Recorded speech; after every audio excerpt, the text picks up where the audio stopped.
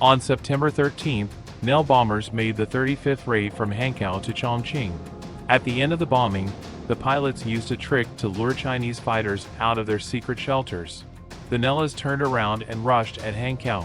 When the group of bombers had already disappeared from sight, Chinese fighters appeared over Chongqing. Swooping down from the side of the sun, A6M fighters appeared. Everyone knows it under the name Zero. This was the first use of this fighter in real combat. In 30 minutes, Japanese pilots cleared the sky of all Chinese fighters, which numbered 27 Russian-made I-16 and I-15 aircraft. The Japanese suffered no losses. The Mitsubishi A6M Zero carrier-based fighter is considered Japan's best combat aircraft in World War II, despite the fact that it became obsolete very quickly and many other much more advanced models replaced it. The name Marine Carrier-Based Fighter Type 0. A6M received from the last digits of the year of manufacture, 2600 according to Japanese chronology, 1940.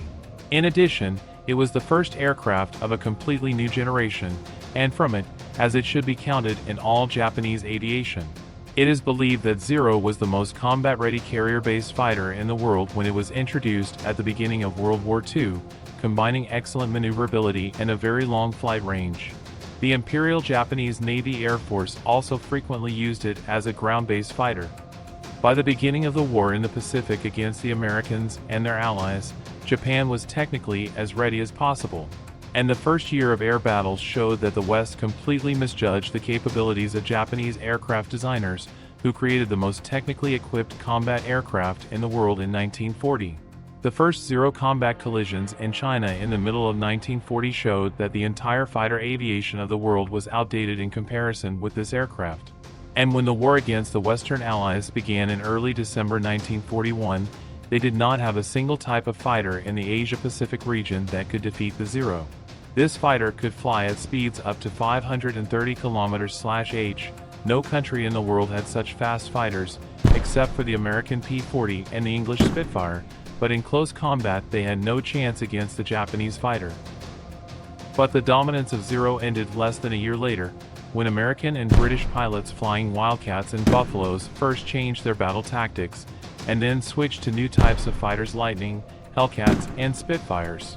The fact is that the Japanese originally created the A6M2 for a quick victorious war, and these planes were supposed to serve as a means of attack, not defense.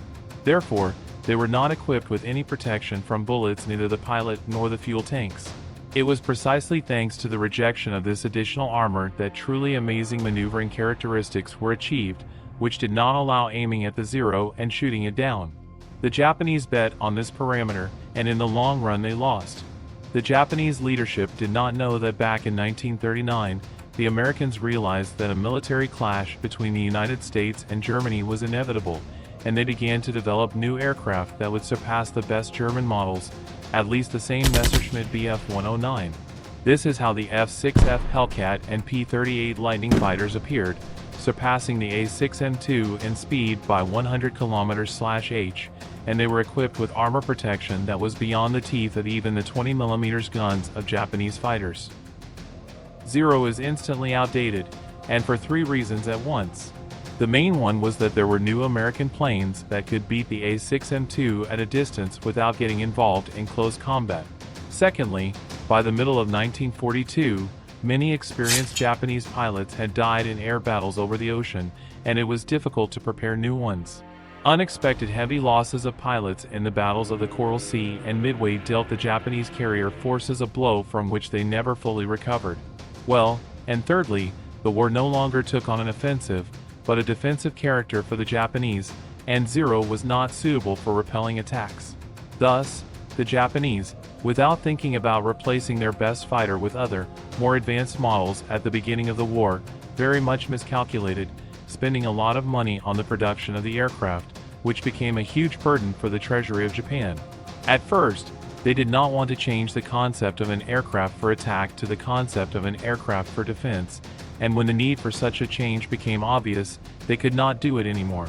The front needed more and more new planes, and the Zero was still the most technologically advanced fighter in production. In 1943, Allied fighters surpassed the A6M in firepower, armor, and speed, and also reduced the maneuverability gap. In 1944, the A6M was finally obsolete, but continued to be produced. In the last months of the war, it was used for kamikaze attacks. The armament consisted of two 20mm cannons under the wings and two machine guns. When Grumman F-6F Hellcat, Vought F-4U Corsair and Lockheed P-38 Lightning appeared in the sky over the Pacific Ocean, Zero with its low-power engine lost the advantage in the air. The ratio of losses increased from 1-to-1 to more than 10 downed Japanese aircraft to 1 American. This success of the Americans was also facilitated by an increasing number of inexperienced Japanese pilots and a decrease in Japan's economic potential.